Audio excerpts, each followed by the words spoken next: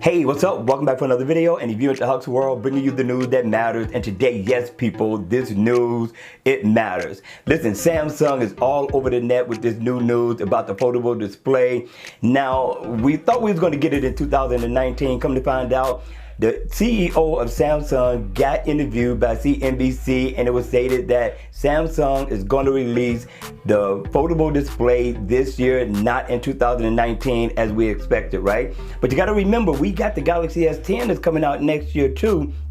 That's supposed to be a powerhouse. It's supposed to have triple cameras, it's supposed to have the fingerprint embedded up under the display. So the question is why is Samsung coming out with the foldable display now instead of after the Galaxy S10? Now, if you don't know, Lenovo is coming out with a foldable display. You got Huawei that's coming out with a foldable display, and LG. And I'm thinking Samsung wants to be the first one to produce a foldable display. Now, you got to remember, people, if you haven't seen it, I'm going to refresh your memory. Samsung showed a concept of a foldable display that was off the chart. This would be the one that I would be looking for. Now, we got many concepts out there of a foldable display that supposedly could come from Samsung. You could take your pick of many. They have quite a few that looks really good. Me personally, I'm gonna go with that first one. That first one is beautiful, and I'll probably go with a couple of more that looks nice. But listen, the question at the end of the day is, will you pay the price for this smartphone? Now, if you don't know,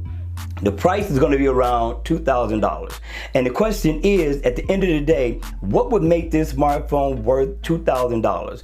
What would it need to have in order for you to spend that type of money? What features do it need to have in order for you to come out of pocket, to dig into your bank account, your credit card, or whatever payment you're going to use to buy this phone? What would it take for you to put your money on the table and say, hey, I'm going to buy this foldable phone from Samsung because it has everything that I'm looking for out of a smartphone? Now, the only specs that I know of thus far is that the phone should be 7.3 inches when extended, when it's not folded, and when it's folded, it should be around somewhere 4.3 in order for you to use it and make a phone call. So I think it's going to dub into a tablet and then end up folding back into a phone, so therefore it's usable for you to make phone calls with.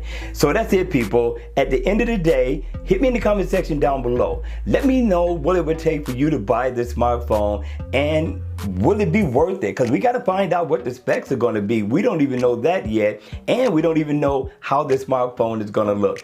All right, you all, that's going to be it for the video. I just wanted to bring you the news that matters, and of course, this news, it matters. If you liked the video, please make sure you hit the like button on the way out, and if you want to see more videos like this, then by all means, make sure you subscribe to my channel. And I'll see you all again at the next video. Take care.